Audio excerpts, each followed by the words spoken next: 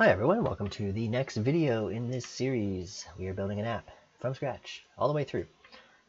I want to do a review session in this video, try and keep it tight to the point, partly because I had some questions about some things that I want to cover, and partly because maybe you're joining a bit later and don't really have the time to go all the way, so just a quick review. However, before that I want to do two things. Something that's been annoying me, and hopefully annoying you as well, is anytime I am saving and doing a hot reload, we're getting this navigate back problem, which is really annoying because it kind of defeats the whole purpose of hot reload. I figured out how to fix it. It's actually really simple and kind of dumb that I didn't do it this way before, but yeah, we're going to fix that. And something else I want to fix is our main.dart. I don't really love this. I don't love that we have like a stateful widget here doing these kinds of things. I would like to migrate this more to our normal, provider-based thing. So let's get the easy thing out of the way first. All we have to do for that is go to our app router, and we're going to change this to say Serverpod, keep alive, true.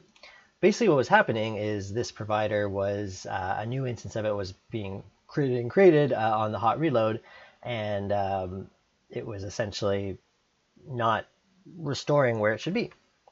So by doing this and then running our generator, of course, which I already have kind of ready to go here. And now if we go to here, actually, let's just do a green arrow rebuild.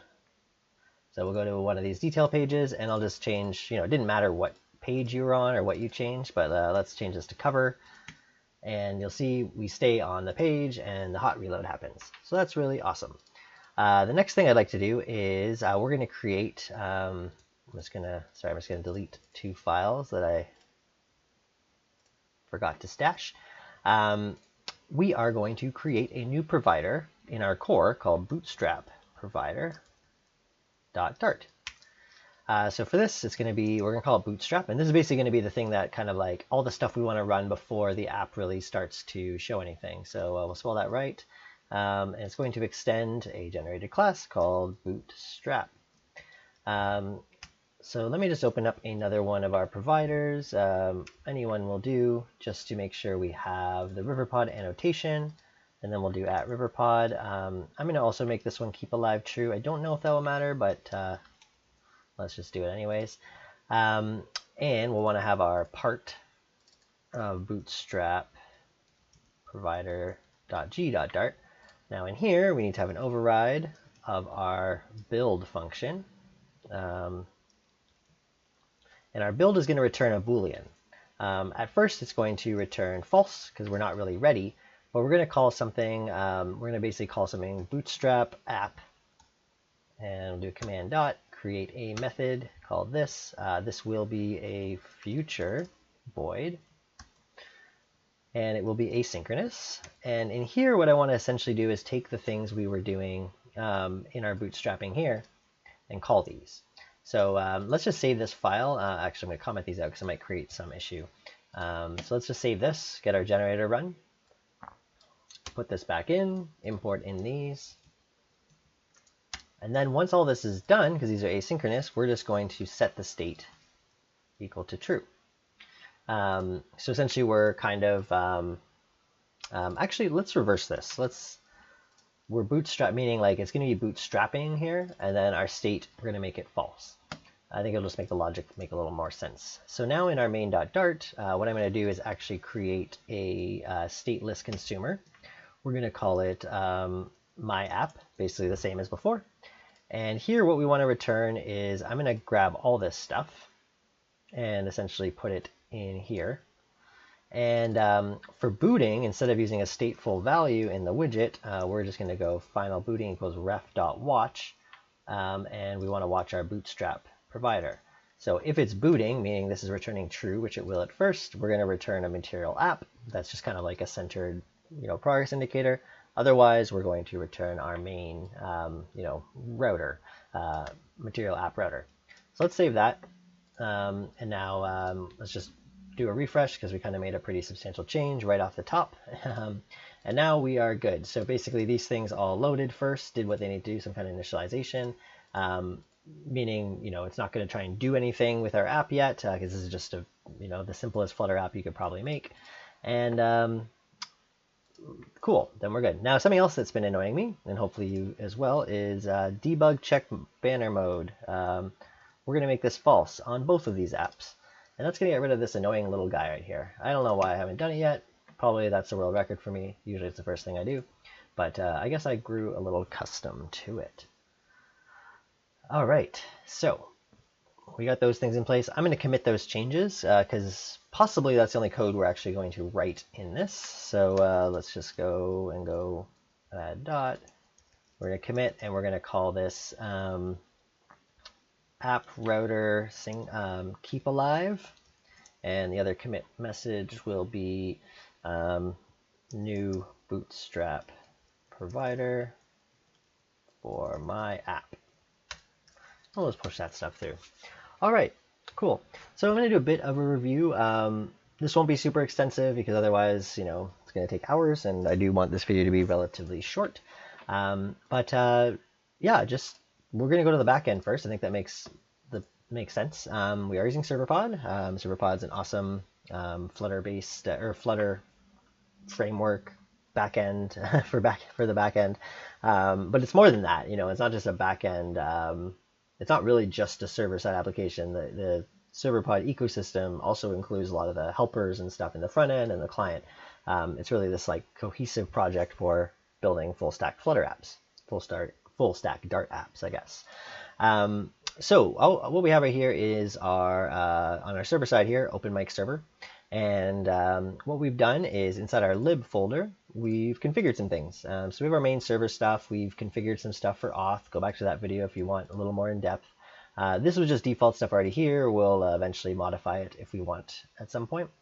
We configured auth for sending validation emails and sending password reset emails. And we've also done something that when a user gets created, a Serverpod user, which is the user info object in the database, we're creating our own custom user using that user info and relating them together so that we have our own custom user model. Go back to the custom user model. That was pretty early on if you want more info on that. We've also, and this was actually in the last video, we configured our cloud storage so that we could actually upload images as you're seeing here, which is cool. And then we await the pod to start. So just some configuration really there, and everything's good. Now in our models, you'll see a model in Serverpod is really just a YAML file, and it's a spy.yaml, which just stands for Serverpod YAML, so that your IDE, if you have the right extension installed, and it's called Serverpod, believe it or not, Serverpod. If you install this guy, you'll actually get some nice IntelliSense and color coding and stuff.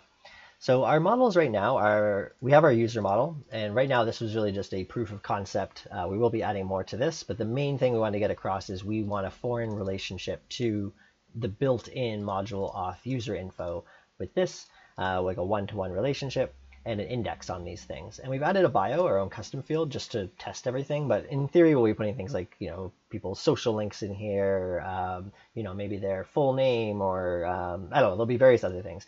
And this is the main object we're going to be using for relationships with other things. So when someone makes a venue, we're going to say it's owned by this user as opposed to owned by this, giving us a lot more control.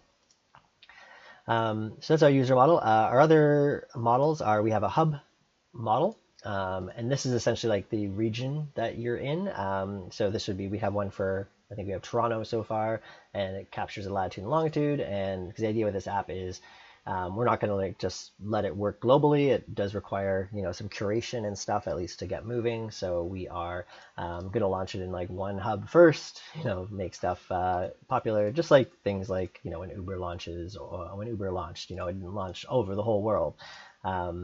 This is kind of like all the venues are related to a hub, so that we only worry about those ones when you're using that hub. Same with users, they'll be part of a hub. You can change hubs if they want. They can move to a different one if they're traveling, but anyways, that's our hub. You'll notice we have a table class here because this is actually a database table, and Serverpod takes care of all the generation of the SQL based on this stuff. And then we also have our venue. Venue is a little more complex, but same idea. Just we have an owner, relationship to a user. We have name. We have a primary image, latitude and longitude, etc., etc. So yeah, we just configure them like this, which is kind of cool. And you notice this other one here. This is Google Place. This is a serializable data type we made, it doesn't have a table field because we're not actually storing in the database. It's just a way that we can essentially communicate data in a more type-safe way, as opposed to just sending like a map string dynamic across the wire. We can actually send something that's like this. So you can use spy.yamls for database models and also just normal models that just for serialization and deserialization. And then, yeah, everything else in the backend we've done is really just some endpoints. We have, for instance, our venue endpoint. And this is just our Dart code that will list venues. We do have a concept called a venue list, which is another one of our models that we made. And it's really just, if we look at it, another data type that doesn't have a database table associated with it, but it's really just a way to get pagination back. So we can actually get a list of results, but only a limit of 10 at a time, and you go to page 2, page 3, all that kind of stuff. So yeah, we have a way to list stuff, we have a way to retrieve stuff, save stuff, all that kind of good stuff. We have a way to search for places. This actually isn't really specific to venue. We might move it somewhere else at some point. But currently it made sense to be here because that's the only thing we have associated with a place. If we end up having places associated with users, we'll probably want to move this to more, probably like a Google Place endpoint. But this was kind of cool because we're actually working with the Google Places API on our server side and dealing with all the stuff. I have this lovely key here that, feel free to steal. I'm not too worried.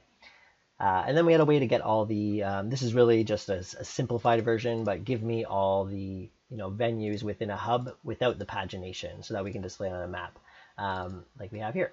And ideally, we're going to update this to actually accept like a latitude and longitude of the current view, or maybe we'll get really fancy and actually send the coordinates of the tile space and be like, give us anything that falls in here. That's a lot more complicated and really only is going to be needed at scale, so we might not even do that in the MVP. But this is better than working with pagination because a map with paginated data would be kind of weird because you'd see like 10 pop in, then another 10 pop in, another just kind of random. Cool. So that's kind of like our our venue endpoint. We have stuff for user endpoint. The /me basically just checks based on the Serverpod session information if there's a user. Otherwise, it returns null. Otherwise, it goes and actually gets the user. And we're doing a join. Essentially, this include allows us to give back the user, but also with the user info. And Serverpod requires you to do these things because they want the code to be the database to be as optimized as possible. And if you don't need this data, this will be a quicker query essentially. But we do want that data. We want the user to also have the user info so that we know their email and all that kind of stuff, especially on the me one, because this is kind of like a private endpoint. You can only see your own data. When we're retrieving a user profile, we likely won't be doing this because we don't want to be exposing people's email addresses and whatnot. All right, so that's kind of, I think a quick summary of the back end. Yeah, definitely we've done more work in the front end, and that's pretty normal, I think, in a standard application. Like, there's a lot more keystrokes usually to do, all your UI and all your providers and state management and plugins and stuff on the front end than the back end. And honestly, like, if we weren't using Serverpod, we would see a lot more code for this kind of stuff because we would actually have to create all the API serializers and deserializers and all this sort of stuff. But all this comes magically through Serverpod's code generators, where we have all this like generated code that we never have to look at or understand or write. But this code is required. Like, without this, nothing would work. Thank you for not making us write that. I mean, if we had to write that, then Serverpod really wouldn't exist. It's kind of what, to me, it is like its biggest advantage is the generation between the server and the client. All right, let's look at the client side of the app. So I'm going to try and zoom this stuff. I did have a question recently in the chat about the project structure. So I want to talk about that just in general. So we're doing like a feature-based approach to, let me actually detract all these to make it easy. We're doing what's called like feature-based something. I don't know. Essentially, what I'm trying to do is like, okay, what are the things I like about clean architecture? Because I've definitely worked in clean architecture before. And what are the things I don't like? And where's that like happy medium? And to me, this is kind of the happy medium. So we don't have things like data sources and repositories, or we kind of do, but they're not. They're kind of like a combination of that kind of thing. Then we don't have the whole like data domain UI layer, but we are keeping things nice and organized. So let's look at a specific feature. Let's look at the venue feature, because this is probably the one that we have fleshed out the most so far. So our general structure here is we have lib, and then we have core, and this is where anything that's not really specific to a model goes. You'll see these correspond very much, like venue, user, post, although we haven't made that yet. Location, we haven't made, or location is for the Google stuff, so we have that. These usually are going to correspond with a resource, and a resource being like a database table, generally. So we have a folder for each of these, and it kind of keeps things really compartmentalized, and is really good if you're like, especially like a freelancer or something, and you're working on a lot of different projects. Most of the time you can kind of like pull this out, like copy this whole folder, bring in a new project, make a few changes, and you'll be fine. You're not relying on so much things that are like intertwined. So this is the approach I like. Done on many projects. Now, inside each of these, we have components. So that's like our UI widgets, basically. And if we look at them, I'm trying to, and I'll probably make mistakes sometimes, but I'm trying to, name them with the name component under it, just so that when we have all these files open, you can kind of know what they are. So that's pretty obvious, like a component. Here's a detail component. It's a stateless widget, or in our case, because we're using Serverpod, a lot of the time it's a consumer widget. But yeah, it's just a widget that can go somewhere.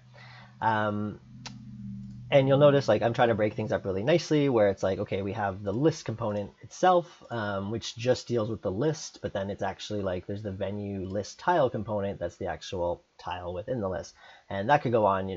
There's a place you'll want to stop that. Like, we wouldn't want to just be like maybe we would, but in this case, I wouldn't extract this widget to be called like venue list tile subtitle component. You of course could, but that's, I think, overkill. So that's components. Models, although because we're using Serverpod, we don't have to use something like freeze to make our models, because that's already kind of being done for us. So the models folder, for me, we may end up actually renaming to state, because that's all we're keeping in there right now. But to me, models and state, they're kind of a similar idea. It's like a data class, really. So in this case, our venue form state, this captures and holds. This is like what the state object will look like. In a form, we have a venue itself, we have whether or not it's loading, and we have a nullable error, and then some helpers to allow us to move those things around and modify them all through here. So models, in a normal application, probably would be like a freeze class, right? That corresponds with it. But we already have, like, our venue model is auto-generated for us in Serverpod and is accessed to the client. So there we go. Providers. So this is all of our Serverpod providers, and yeah, we have a lot. Because and some of these are generated, so you see the .g ones, we never have to touch these ones, they get generated. But for instance, we have things like a detail provider that will go and hit our API, and actually through the client will actually go and get that venue or return a 404 if something goes wrong. We have our list provider that essentially is using our pagination stuff, and it's really just a singleton to represent a list. And then we have things like our service provider, which this is just a way to get a singleton access to our venue service right here, which requires the client provider to be passed in. So we're doing dependency injection, much like you would in clean architecture. We're not just importing this and using it. And then we have, inside all of these screens. So these are what you would think. These are things with, scaffolds, app bars, that kind of stuff. And I'm trying to keep it so that, the screen itself doesn't usually have any content in it other than error messages and sometimes like an app bar and maybe like an action button, like the things that would really be like part of the screen. But you'll see on our detail screen, which corresponds with, let's click this right here. All it really is, it's this part here, and it's like a empty scaffold body. And the empty scaffold body ultimately will be sending back this venue detail component, which is one of our components. And that's where the work actually is done to have this image and all that kind of stuff. So that's screens. And then services, this is the actual service. So this is our bridge essentially to work with the service. So this is generated code here, client.venue.list. This came from our generated Serverpod code based on our endpoints that we made in Serverpod. But we don't want to just call this directly in our provider, because we are using, we want to be using functional programming, FP Dart, so that we can handle errors. So throughout all of our services, we're always returning either a string or the actual success result type. And we can do that by, okay, everything went right in this try catch. We're going to return right, this result, meaning this. Otherwise, we return left. And then within, our providers and stuff like the, let's see, venue detail, venue detail provider, for instance. So here we go, we have result, we're going to get this. Now this result is an either of this, so we actually fold on it, and we'll have an error if it's the left, and then on the right, we have the right, we can do what we want to do. There you go, that's services. And then we have a venue routes. We're keeping all of our, at least routes for each tab. You'll see we have, an explore tab, an events tab, a profile tab, all that kind of stuff. We essentially are kind of setting up all of our routes within the feature itself, just to keep things compartmentalized. And then in our actual app router, you'll see we're actually just linking out to those branches. If we click it, this is just the branch for that. This is the branch for the venues. So our router doesn't get all messy. Otherwise, it would look like we'd have, all these things would have to all be in this one file, and I like to be organized. All right, so that's, there you have it. I'm trying to think if there's anything else worth showing. That's, the organization of everything. Let's just look in core for a minute. Providers. Bootstrap provider we just made today. We just saw that happen. We have our client provider, and this is really just a singleton, essentially, so that we can access the Serverpod client. This client right here is just the built-in, Serverpod client that came with everything. We also have similar thing for Serverpod Session Manager, all that kind of stuff. We don't have any core models. We have some core components like a debouncing search bar, which we're using, I think, when you create a venue. Let's see. Yeah, it's so that we can type a bunch and then the results start coming back instead of it hitting it each time. We also have something for our infinite list, which allows generic, so that we can use the same, all this code for different types of data, but just by passing in this, which we do on the venue list, which that's the wrong one, venue list component. See, we're just passing in that infinite list component and saying the generic is of type venue, so that we can get the IntelliSense and it knows what this is, and everything's great. Cool. So yeah, just that's the review. That's what I wanted to share. This is all on GitHub, but it is currently restricted to my YouTube members who are subscribed. So join the membership if you are interested, because then you can look at this code a little bit more than however quickly I'm flashing through it. You can work along, you can make your own things, you do whatever you want. We also have a Discord and all this great stuff. So just shout out to that, the sponsor of this video. Thanks for hanging out, and we're going to get back to work in the next one, so I hope to see you there.